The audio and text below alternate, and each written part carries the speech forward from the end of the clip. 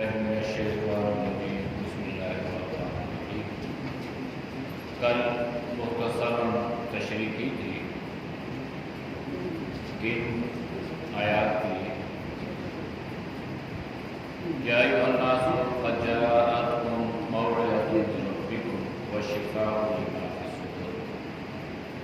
اے لوگو، تمہارے پاس آ چکی موعظۃ، نصیحت، من ربکم، تمہارے رب کی طرف سے، وشفاء لما فی الصدور، اور یہ شفا ہے کے لیے، سینے کے لیے۔ دو چیزیں کل بیان ہوئی تھی، ایک موعظت اور ایک شفا۔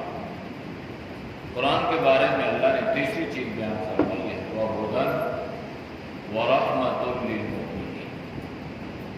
تیسری بات یہ ہے کہ لوگوں، تمہارے پاس ہدایت بھی آ چکی ہے، وَرَحْمَةٌ، اور رحمت بھی، لِّلْمُؤْمِنِينَ، ایمان والوں کے لیے۔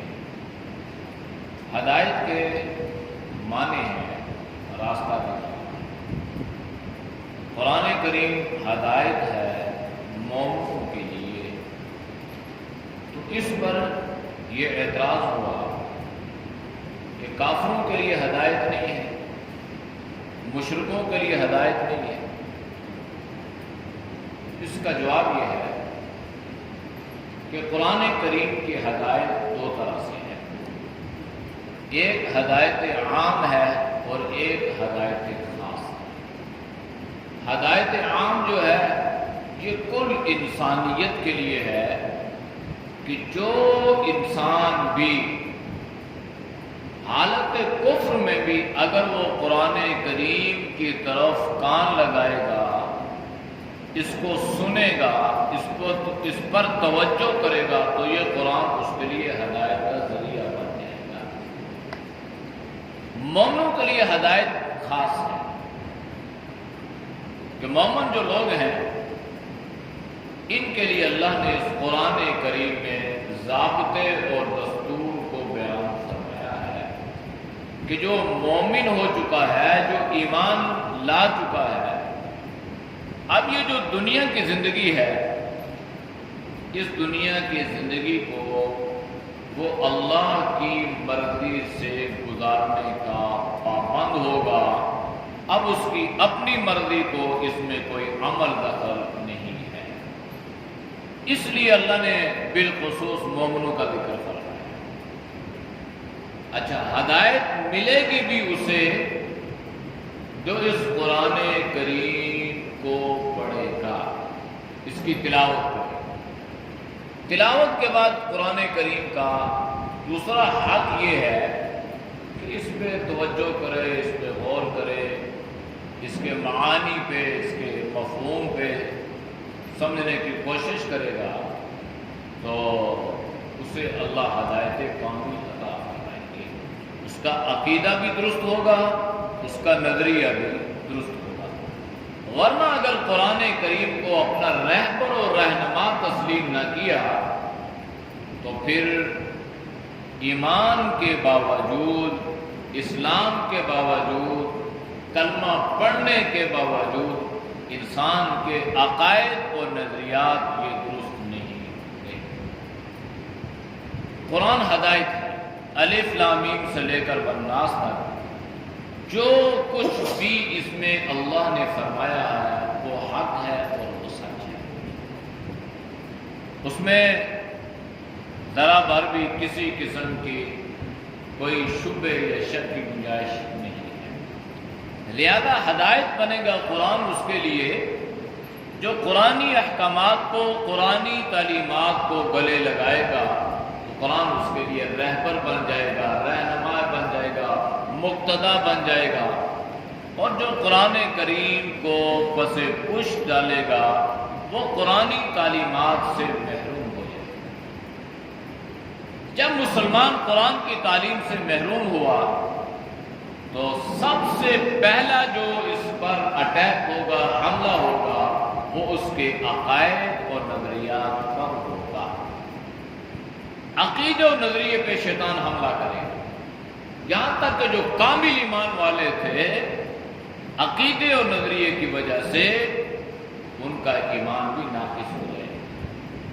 اس لیے کہ سب سے اہم جو چیز ہے نا، بنیادی چیز، وہ انسان کے عقائد ہے، عقیدہ، نظریہ ہے، کنسپٹ ہے کہ اللہ کے ذات پر ایمان اور یقین کس درجہ میں۔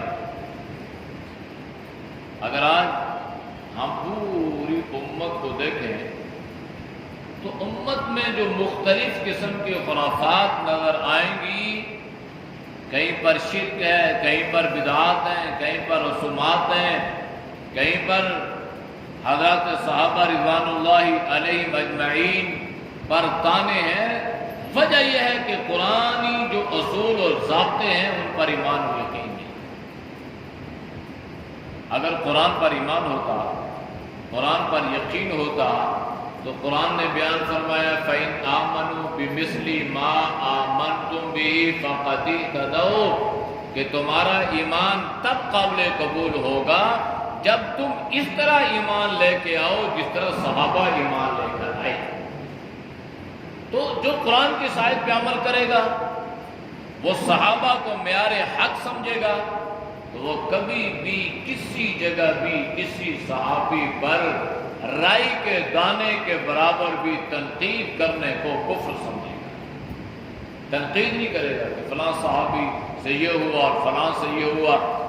تو اللہ ان کو معیار حق فرما رہا ہے کہ فَإِنْ آمَنُوا بِمِثْلِ مَا آمَنْتُمْ بِهِ فَقَدِ اهْتَدَوْا، تم تب ہدایت پاؤ گے یا تمہارا ایمان تب قابل قبول ہوگا جب تمہارا ایمان صحابہ کے ایمان کی طرح ہو جائے۔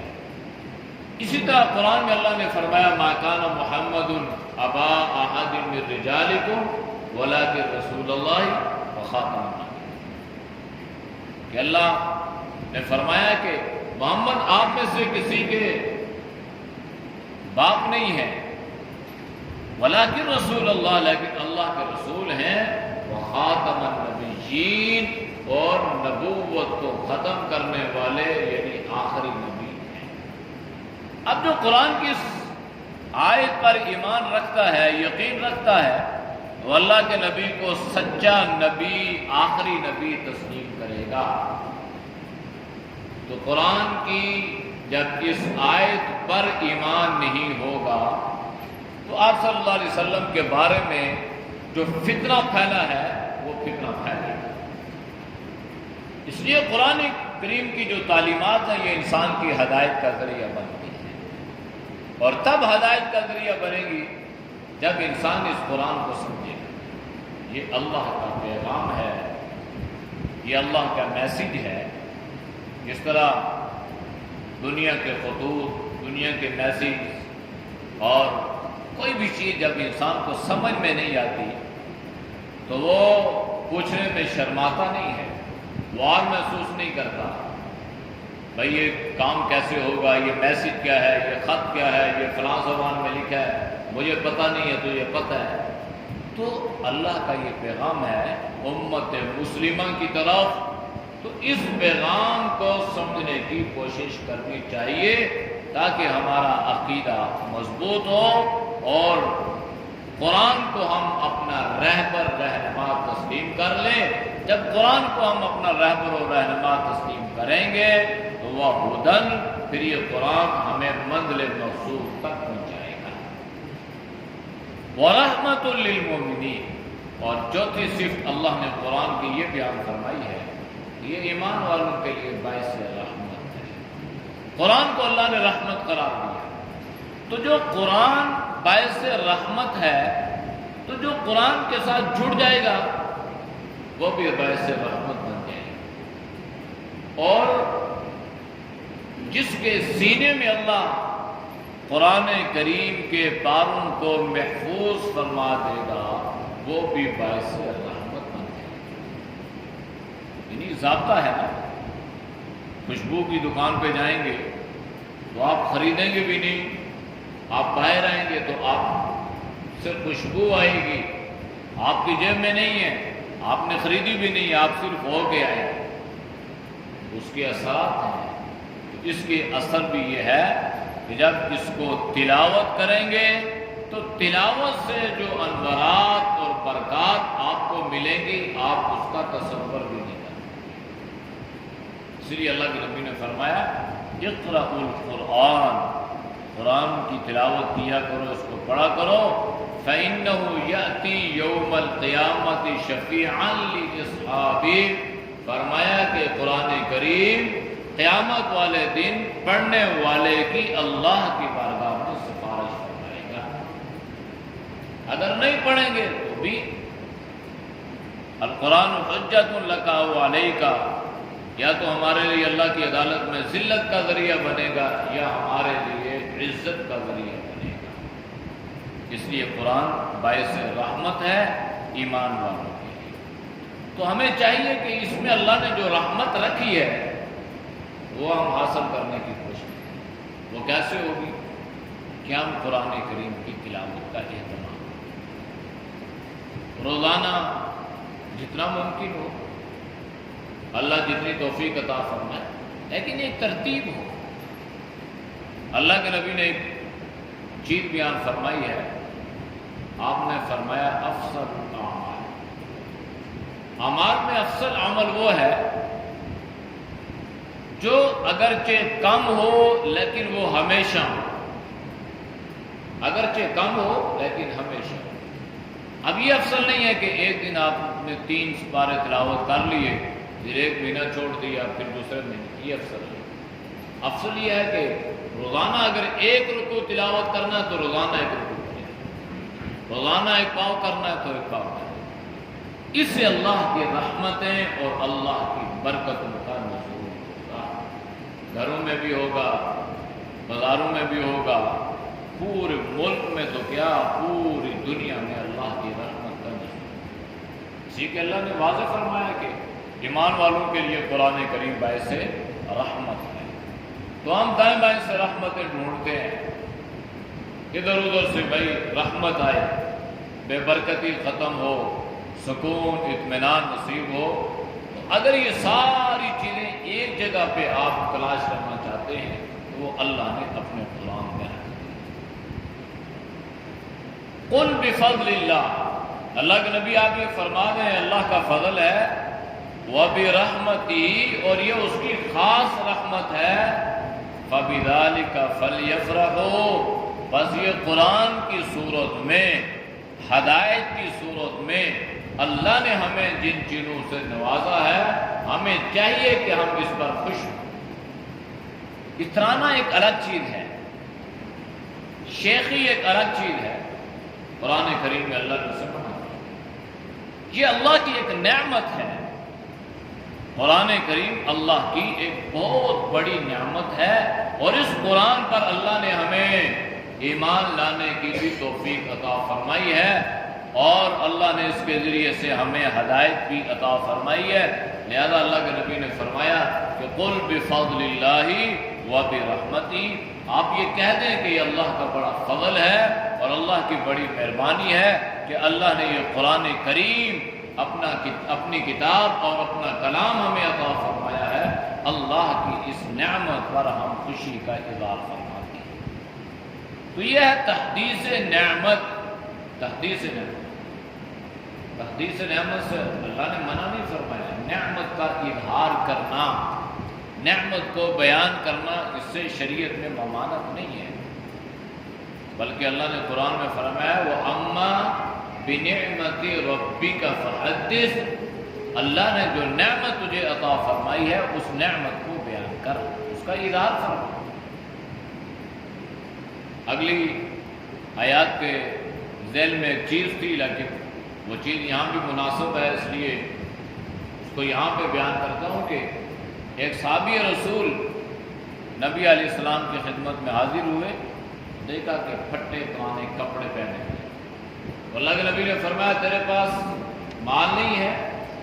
فرمانے لگے اللہ کے نبی اللہ کا فضل ہے، بڑا مال ہے، بھیڑ بکریاں اونٹ، بڑا مال مویشی۔ تو اس وقت عرب کی یہ سب سے بہترین دولت اور سب سے بڑی مالداری جو ہے جس کے پاس مال مویشی ہوتے یہ ریوڑ کے ریوڑ۔ اللہ کے نبی نے فرمایا بھائی اگر اللہ نے نعمت عطا فرمائی ہے تو اس نعمت کا اظہار اپنے بدن پہ کرو نا، یعنی جب اللہ نے تمہیں اتنی گنجائش عطا فرما دی ہے تو پھر یہ زندگی کیوں گزارا؟ اچھی زندگی گزارو، اچھے کپڑے پہنو۔ فقیری یا درویشی یا عجز اور انکساری وہ الگ چیز ہے۔ یہ نہیں ہے کہ اللہ نے انسان کو نعمت عطا فرمائی ہو اور انسان اس میں رہ جی کہ یہ میری عاجزی ہے، یہ فقیری ہے، یا نہیں۔ اللہ نے جس قدر مال عطا فرمایا ہو، تکبر نہ ہو، بڑائی نہ ہو، لیکن اس نعمت کا اظہار انسان ظاہر کرے، اس کی آپ صلی اللہ علیہ وسلم نے تاکید فرمائی۔ یہ نہیں ہے کہ انسان کو اللہ نے مال عطا کیا ہو اور اپنے مال کو چھپا رہا ہو اور اس کا اظہار وہ نہ کرتا ہو، یہ ایسی بات۔ مال اللہ نے دی، اللہ جو دے تو اس کو اظہار کرو۔ تو فرمایا کہ اللہ کی رحمت ہے نا، تو اس کو اظہار کرو، قرآن کو، اس میں فخر محسوس کرو۔ مسلمان اپنے اعمال کی وجہ سے آج دنیا میں اپنے آپ کو مسلمان کہتے ہوئے شرمندہ ہوتا ہے۔ ویسے یار دنیا حالانکہ ایسی بات نہیں ہے، یہ ایک ٹھپا ویسے خام خواہ لگایا جا رہا ہے۔ آج بھی اللہ کے فضل سے پوری دنیا کا مسلمان کا سر فخر سے بلند ہے، اللہ کا فضل۔ لیکن بعض اعمال ہمارے اندر، بعض کوتاہیاں ہمارے اندر، بعض غفلتیں ہمارے اندر پائی جاتی ہیں۔ ورنہ اگر آج کا مسلمان بھی اسلامی تعلیمات کے مطابق اپنے آپ کو کر لے تو یقین جانیے یہ جو کفر ہے نا، کفر، یہ اپنی موت آپ مر جائے، بلکہ یہ اسلام کو دیکھ کر، مسلمانوں کو دیکھ کر یہ دائرہ اسلام میں داخل۔ آج وہ دیکھتے ہیں کہ جیسے ہم ہیں ایسے مسلمان ہیں، بلکہ یہ ہم سے بھی دو ہاتھ آگے ہیں برائی میں۔ آپ یورپ میں چلے جائیں، وہاں کے مسلمانوں کے حالات الا ماشاء اللہ، بہت سارے لوگ ایسے بھی ہیں جن کے اللہ وہاں بھی حفاظت فرما رہا ہے، یہاں بھی فرما رہا ہے، لیکن عمومی طور پر ایسا ہے، کوئی فکر نہیں ہے، پرواہ نہیں ہے، ایمان ہے یا نہیں ہے اس کا بھی پتہ نہیں ہے۔ بعض تو ایسے لاطین یا کمیونسٹ یا ایسے لا مذہب ہو چکے ہیں کہ ان کو اسلام کے بارے میں پتہ بھی نہیں ہے، کہیں پتہ بھی ہے تو وہ اسلام پہ تنقید کرتے ہیں اور وہ کہتے ہیں جناب اسلام تو یہ نہیں ہے، یہ تو اسلام مولوی نہیں ہے۔ اسلامی تعلیمات ایسی خوبصورت ہیں کہ انگریز مورخین نے اس بات کو لکھا کہ جب انڈیا میں فیصلہ ہوا نا کہ یہ زمین ہندو کی ہے یا مسلمانوں کی ہے، مولانا اصغر علی جو نانوتوی رحمہ اللہ تھے، تو وہ پیشور جج نے کہا کہ یہ جو مسلمانوں کا عالم ہے یہ بتائے گا کس کی ہے۔ تو انہوں نے سچ بتایا اور انہوں نے بتایا کہ یہ زمین جو ہے یہ ہندو کی زمین، مسلمانوں کی نہیں ہے، مسلمان اس پہ قبضہ کرنا چاہتے ہیں۔ تو اس نے عجیب فیصلہ لکھا، اس نے فیصلہ یہ لکھا کہ آج مسلمان تو ہار گیا لیکن اسلام جیت گیا۔ یہ اسلام ہے نا، سچائی، حق، صداقت۔ جب ایسی اسلام کی تعلیمات کو مسلمان اس طریقے سے عام کرے گا تو اس کا نتیجہ کیا ہوگا؟ جو کفر جو ہے اس سے متاثر ہوگا، امپریس ہوگا اور وہ دائرہ اسلام میں داخل ہوگا۔ ہمارے ملتان کا واقعہ ہے، پرانا واقعہ، بات ذہن میں آئی تو شاید آپ نے سنا بھی ہو، پہلے بیان بھی کیا ہو کہ ایک ہندو لڑکا مسلمان ہو گیا، کرسچن نگر اس قسم کا اس کا نام تھا، ذہن بھی صحیح ہو گیا۔ تو مسلمان ہوا اور مسلمانوں کے ساتھ جب اس نے چلنا شروع کیا تو اس نے خود یہ بیان کیا، اس نے کہا کہ میں نے مسلمانوں میں وہ برائیاں دیکھی جو میں نے ہندو میں نعوذ باللہ نہیں دیکھی۔ ہر برائی ان میں پائی جاتی ہے۔ بڑا دکھی ہوا، کہتا کہ اس سے بہتر تو یہ تھا کہ ہم ہندو ہی رہتے۔ یہ اسلام کی تعلیمات نہیں ہے، یہ مسلمانوں کی اپنی کمزوری اور اپنی بدعمالی ہے۔ تو اس لیے اللہ کی یہ بہت بڑی نعمت قرآن کی صورت میں اللہ نے ہمیں عطا فرمائی تھی، تو فرمائی ہے فَلْيَفْرَحُوا، اس کی ہمیں لاج رکھنی چاہیے، اس پہ ہمیں خوش ہونا چاہیے۔ خوشی سے مراد یہ نہیں ہے کہ انسان اتراتا پھرے اور وہ ہنستا مسکراتا پھرے۔ اس سے مراد یہ ہے کہ اس نعمت کی انسان قدر کرے، اور تحدیث نعمت کے طور پہ اس نعمت کی قدر یہ ہے کہ اس کو اپنے سینے سے لگائے، اس کو اپنے گلے کا ہار بنائے، اس کو اپنی زینت بنائے، اور اس کے مطابق اپنے آپ کو ڈھالنے کی کوشش کرے۔ ہوا خیر مما یجمعون، کہتے ہیں یہ قرآن اس چیز سے بہتر ہے جو چیزیں تم جمع کرتے ہو۔ انسان مال جمع کر رہا ہے اور بس دنیا کی فکر میں ہے کہ ایک پلاٹ، دوسرا، تیسرا، چوتھا، اور اسی طرح ایک پلازا، دوسرا، یہ مال جمع کرے۔ اللہ نے کیا فرمایا؟ اس سے بہتر یہ ہے کہ تم قرآن کریم کو اپنے سینے میں جمع کرو۔ کیوں؟ جتنا بڑا مالدار انسان بن گیا، جتنا بڑا مالدار بن گیا، وہ موت سے بچ نہیں سکتا۔ اس کا مال اس کی قبر پہ نہیں جائے گا، اس کا مال اس کی قبر میں ساتھ نہیں جائے گا، آگے نہیں جائے گا۔ ہاں، وہ مال جو اس کے لیے بخشش اور مغفرت کا ذریعہ بنے گا جو اس نے اپنے ہاتھوں سے اپنی زندگی میں اللہ کے راستے میں خرچ کیا۔ لیکن قرآن اس لیے بہتر ہے کہ قرآن دنیا میں عزت کا ذریعہ، قبر میں عالم برزخ میں عذاب سے نجات کا ذریعہ، پل صراط پہ بجلی پر سے گزرنے کا ذریعہ، اور اسی طرح اللہ کی عدالت میں جنت میں جانے کا ذریعہ۔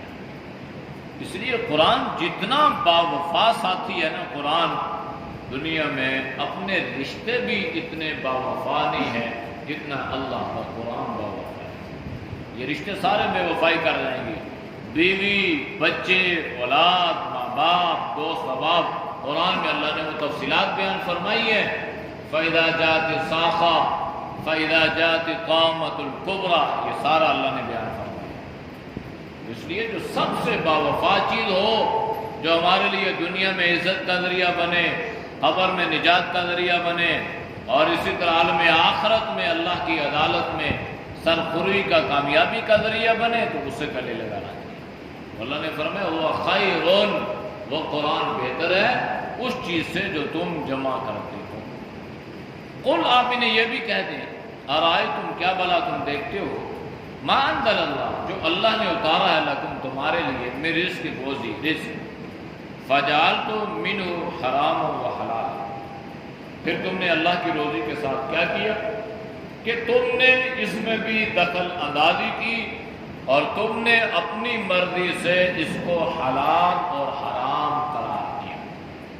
یاد رکھنا، حلال اور حرام کا اختیار کسی کے قبضے میں نہیں ہے سوائے اللہ کے۔ جس کو چاہا اللہ نے حرام قرار دیا، جس کو چاہا اللہ نے حلال دیا، کسی کے قبضہ میں نہیں۔ اہل کتاب نے، مشرکین نے جو اپنے دین کے ساتھ حشر کیا، اللہ نے سورۃ الانعام میں اس کا بیان فرمایا تفصیل کہ اپنی مرضی سے انہوں نے کیا کیا۔ اچھا، یہ جانور حلال ہے، یہ حرام ہے، یہ مذکر پہ حلال ہے، یہ مؤنث پہ حرام ہے، اچھا اس کا بچڑا جو ہے یہ اس پہ حلال ہے، اس پہ اپنی مرضی۔ تو آج بھی ہم اپنی مرضی سے کسی چیز کو حلال یا حرام قرار دینے کے مجاز نہیں ہے۔ ہر وہ چیز حلال ہے جس کو اللہ کے نبی نے بیان کر دیا۔ اللہ نے قرآن، اللہ کے نبی صلی اللہ علیہ وسلم نے بیان فرمایا کہ الحلال ما احل اللہ، حلال وہ ہے جس کی علت کو اللہ نے خود بیان فرما دیا، اور الحرام ما حرم اللہ، اور حرام وہ ہے جس کو اللہ نے حرام کرا۔ ایک حدیث میں اللہ کے نبی نے بیان فرمایا الحلال بین والحرام بین، حلال بھی واضح ہے، حرام بھی واضح ہے، درمیان میں کچھ امور، کچھ باتیں، کچھ چیزیں ایسی ہیں جو مشتبہ ہیں، اس کے بارے میں اللہ کے نبی نے یہ ضابطہ بیان فرما دیا کہ جو آدمی ان مشکوک چیزوں سے بچ گیا اس نے اپنے ایمان کو بچا لیا۔ آج کل بہت ساری رسومات جو ہے نا ہمارے معاشرے میں رائج ہیں، تو ان کو مکروہ یا بدعت یہ کچھ بھی نہ کہیں، لیکن بہرحال یہ مشکوک کے درجہ میں لازمی ہے۔ مشکوک ہے، کیونکہ آپ صلی اللہ علیہ وسلم نے جو کام نہیں کیا اور کوئی آدمی اس کام کو دین سمجھ کے اختیار کرے گا تو وہ بدعت بن جائے گی، اور جو بدعت بنے گی تو وہ مکروہ ہو جائے گی۔ تو اس لیے کھانے پینے کے معاملات میں بہرحال بڑی احتیاط کی ضرورت ہوتی ہے، کیونکہ اسی پر انسان کے اعمال کی قبولیت کا دار و مدار بھی ہے۔ عمل تب قبول ہوگا، دعائیں تب قبول ہوگی جب حلال لقمے جائیں گے۔ جب حرام جائے گا تو پھر نہ دعائیں قبول ہیں تو نہ عبادت قبول۔ اس لیے بڑی احتیاط کی ضرورت ہے، کھانے پینے میں بھی، کسی کی دعوت پر بھی۔ یہ نہیں ہے کہ جہاں جائے جو ملا انسان نے بس انگل دیا، کہتے ہیں جی ٹھیک ہے حلال ہے، مرغی ہے، بازار کی چیز ہے۔ بھائی یہ مرغی ہے، یہ کس کے نام پہ ذبح کی گئی ہے، کیوں ذبح کی گئی ہے، خریدنے والے کھلانے والے کی نیت و ارادہ کیا ہے، یہ ساری چیزیں اس میں داخل ہیں۔ لیکن نفس جو ہے نا، نفس یہ پیٹ، اللہ کے نبی نے یہ بھی فرمایا تھا کہ میری امت کا بڑا فتنہ مال بھی ہے۔ تو انسان اس فتنے میں مبتلا ہو گیا اور لوگوں کو فتنے میں مبتلا کر دیا اور حلال حرام کی تمیز ختم کر دی، اور اپنے پیٹ کے لیے نا یہ ساری چیزیں جو ہے امت کے سامنے پیش کی۔ اس لیے بہرحال اللہ نے فرمایا فَجَعَلْتُم مِّنْهُ حَرَامًا وَحَلَالًا، تم نے ان کو حلال و حرام قرار دیا۔ قل، آپ ان سے پوچھیں، اللہ یہ اللہ نہیں ہے، اس کو اللہ پڑھیں گے، عربی گرامر کے اعتبار سے اس میں جو ترکیب ہے اللہ، یہ کیا اللہ نے، یہ ہمراہ استفہامیہ ہے، کیا اللہ نے آذن لکم، تجھے اس کی اجازت دی ہے؟ اللہ نے تمہیں یہ حکم دیا کہ ٹھیک ہے جو مرضی ہے کھاؤ پیو، تمہارے لیے حلال ہے؟ ام علی اللہ تفترون، یا تم اللہ پر بہتان باندھتے ہو؟ تو یہ اللہ پر بہتان ہو گیا کہ غیر دین کو دین سمجھ کے اختیار کر لینا، یا اس کو کھا لینا، یہ اللہ پر بہتان۔ وما ظن الذین، اور کیا خیال ہے ان لوگوں کے بارے میں، یفترون علی اللہ کذبا، جو اللہ پر جھوٹا بہتان باندھتے ہیں قیامت کے بارے میں۔ یعنی قیامت آئے گی نہیں آئے گی؟ آئے گی۔ اللہ نے قرآن میں اس کی وضاحت بیان فرمائی ہے، عَمَّ يَتَسَاءَلُونَ عَنِ النَّبَإِ الْعَظِيمِ، لوگ ایک بڑی خبر کے بارے میں سوال کرتے ہیں، الَّذِي هُمْ فِيهِ مُخْتَلِفُونَ، جس میں لوگ اختلاف کر رہے ہیں، كَلَّا سَيَعْلَمُونَ ثُمَّ كَلَّا سَيَعْلَمُونَ، آپ انہیں کہہ دیں کہ عنقریب تم جانو گے۔ تو قیامت کا وقوع جو ہے یہ یقینی ہے، لوگ یہ کہہ رہے ہیں، پھر ان کا کیا خیال ہوگا؟ ان اللہ، بے شک اللہ، لذو فضل، بڑے فضل والا، بڑے کرم والا، بڑی شفقت اور بڑی مہربانی والا ہے، علی الناس، لوگوں پر۔ اللہ کا سب سے بڑا فضل ہمارے اوپر کیا ہے؟ اللہ کا سب سے بڑا فضل یہ ہے کہ ہمیں پیدا بھی اللہ نے کیا، اللہ نے احکامات سے بھی آگاہ کیا، پھر جب ہم اللہ کی نافرمانی کریں، گناہ کریں، تو اللہ کو اس بات پر قدرت ہے، طاقت ہے کہ اللہ فوراً ہمیں پکڑ لے۔ یہ امت پر اللہ کا بڑا فضل ہے کہ اللہ گناہوں پر پکڑتا نہیں، یہ بہت بڑا فضل ہے۔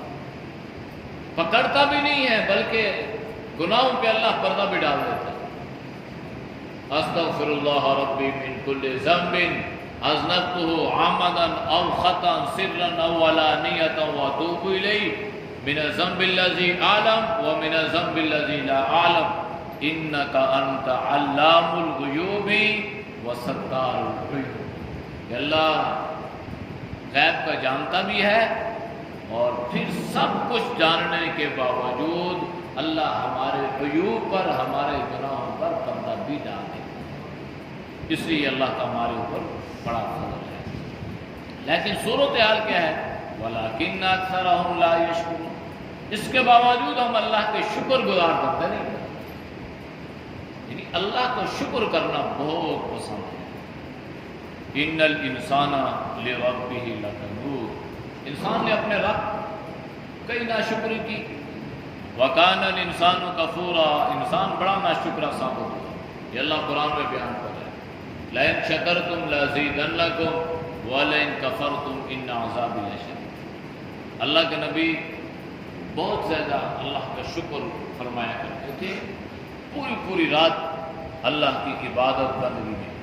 تو حضرت عائشہ رضی اللہ تعالی عنہا نے پوچھا، اللہ کے نبی آپ اتنے روتے ہیں اور اتنے لمبے قیام اور سجود اور رکوع اور نمازیں، حالانکہ آپ سے کوئی گناہ ہوا بھی نہیں ہے، پھر بھی اللہ نے آپ کو تسلی دی ہے، لِيَغْفِرَ لَكَ اللَّهُ مَا تَقَدَّمَ مِن ذَنبِكَ وَمَا تَأَخَّرَ، یہ آپ کی تسلی کے لیے، ورنہ آپ معصوم علی الخطا ہیں۔ تو آپ، اللہ کے نبی نے فرمایا، أَفَلَا أَكُونُ عَبْدًا شَكُورًا یا عائشہ، اے عائشہ کیا میں اللہ کا شکر گزار بندہ نہ ہوں؟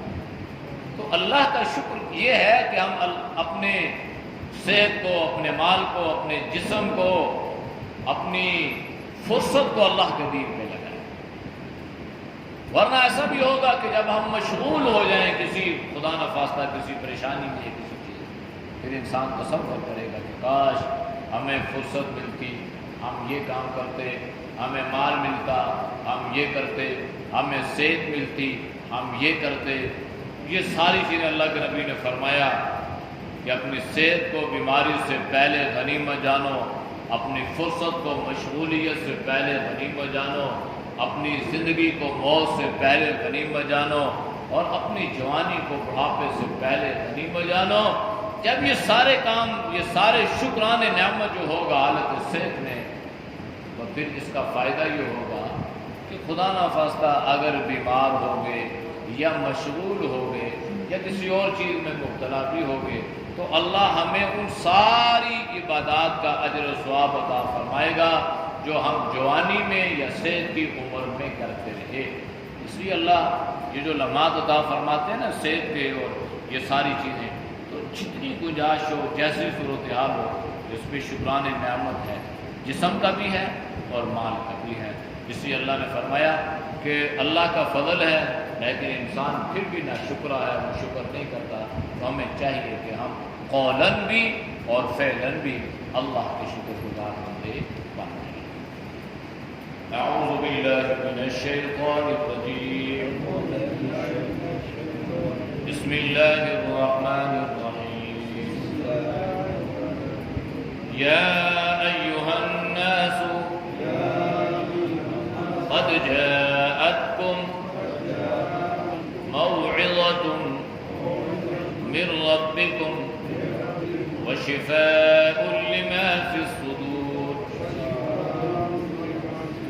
وهدى ورحمة للمؤمنين، قل بفضل الله وبرحمته فبذلك فليفرحوا هو خير مما يجمعون، قل أرأيتم ما أنزل الله لكم من رزق فجعلتم منه حراما وحلالا، قل الله أذن لكم أم على الله تفترون، وما ظن الذين يفترون على الله الكذب يوم القيامة إن الله لذو فضل على الناس ولكن أكثرهم لا يشكرون۔ الحمد لله رب العالمين، یا اللہ ہم سب کے سوا کو معاف فرما، یا اللہ ہم سے حفاظت فرما، نیک اعمال کی توفیق نصیب فرما، اور اعمال سے اللہ تم سب کی حفاظت فرما۔ قرآن کریم کے جتنے حقوق ہیں اللہ ہم سب کو ادا کرنے کی توفیق نصیب فرما۔ یا اللہ ہمیں رزق حلال عطا فرما، حرام سے اللہ کو ہر طرح کی اے اللہ ہماری حفاظت فرما، پوری امت کی حفاظت فرما۔ یا اللہ جتنے دوست احباب بزرگ تیری رضا کے لیے سنتے ہیں اللہ ان کے سننے کو قبول قبول فرما. یا اللہ تو سب کی صحت میں، جان میں، ایمان میں اللہ خوب برکتیں عطا فرما. صلی اللہ تعالی علیہ وسلم وعلی آلہ وصحبہ اجمعین.